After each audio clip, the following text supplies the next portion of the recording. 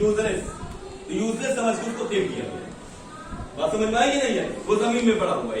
एक तरफ तुम देख रहे थे फ्रांस में कि लुई 16 सब कुछ था, वही राजा था, उसी के ऊपर मुकुट था, वही सब कुछ करता था। एक तरफ यहाँ 10th में आओगे, 10th में पहले पेज में देखोगे कि वही राजतंत्र, वही राजशाही जो तुमने यूरोप में पूरा पढ़ा है फ्रांस में, उसमें, और ये कहाँ पड़ी हुई है?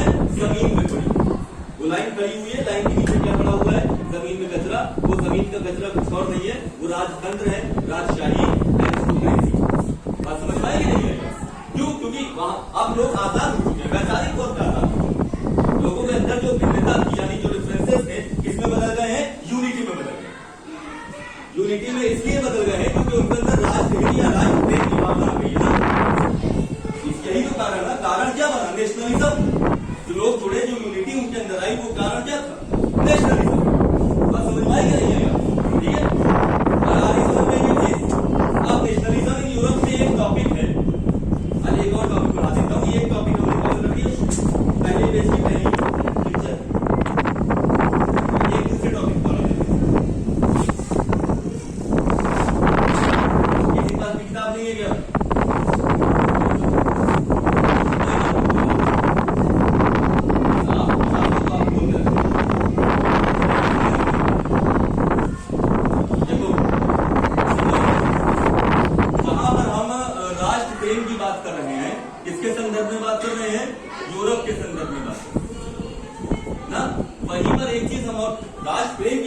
यूरोप के संदर्भ में बात कर रहे हैं, यानी हम बात कर रहे हैं यूरोप की, इन रिगार्ड्स टू यूरोप।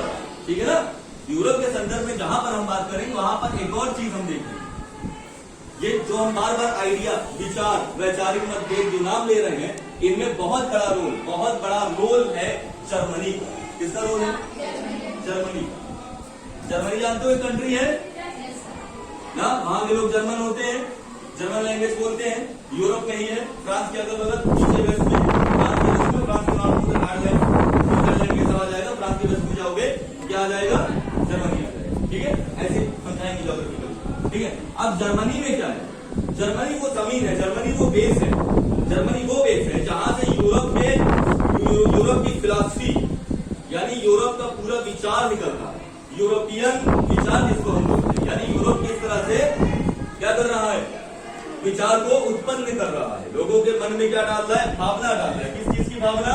राष्ट्र प्रेम की भावना, राष्ट्रहित की भावना, यूनिटी की भावना। ये सब कहां से शुरू हो रहा है? जर्मनी में बहुत सारे फिलोसफर्स, बहुत सारे पोइट्स हुए। तो हम यहाँ पे एक चीज समझेंगे पोइट्स के बारे में थोड़ा सा, और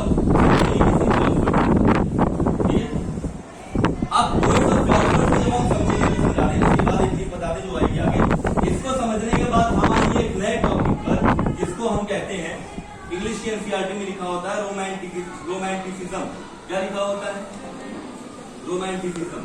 यानी जिस प्रेम की हम बात कर रहे हैं, जिस राष्ट्रहित की बात कर रहे हैं, जिस राष्ट्र प्रेम की बात कर रहे हैं, उसमें पोएट्स का, यानी कवियों का, फिलोसफर्स का, राइटर्स का इतना बड़ा योगदान है, इतना बड़ा योगदान है कि ये जो पोएट की फिलॉसफी है या राइटर्स की फिलॉसफी है, ये कहीं ना कहीं बदल जा रही है। किसमें? रोमांटिसिज्म में। किसमें बदल रही है? बात समझ में आ रही है कि नहीं? लोग अपने आप को जोड़ के देख रहे हैं। किस तरह देख रहे हैं? जोड़ के देख रहे हैं, एक अलग इमेज बन रही है। आपने फ्रांस की क्रांति में पढ़ा था कि लोग विद्रोह पे उतर आए थे। किसको उतर आए थे?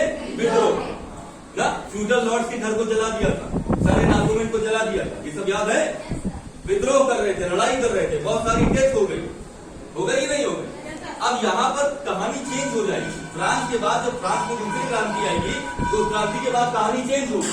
कहानी ऐसे चेंज होगी कि पोएट फिलोसफर कहेंगे कि देखो विद्रोह अब नहीं करना है, अब विद्रोह से काम नहीं चलेगा, विद्रोह हम कर चुके हैं, अब नए तरीके से हम जुड़ने का प्रयास करेंगे। वो नया तरीका होगा हमारी कॉमन आइडेंटिटी, हमारी एक पहचान, एकता की पहचान, कि हमारी भाषा क्या है, हमारा तंत्र क्या है। समझ में आ रही कि नहीं आ रही? हमारे कल्चर, हमारी संस्कृति, हमारी सभ्यता क्या है। जब हम संस्कृति, सभ्यता और भाषा की बात करेंगे, तब ये दूसरा तरीका है क्या करने का? जोड़ने का लोगों को। भाई लोग जुड़े हैं ना, लोग जुड़े तो पहले भी थे, फ्रांसीसी क्रांति में थे, रूसी क्रांति में थे, अब दूसरी तरह से जुड़े। पहले लड़ाई करके जुड़े, युद्ध करके जुड़े, राजाओं को हटा के जुड़े, अब कैसे जुड़ेंगे? अब जुड़ेंगे एकता से ना, यानी अब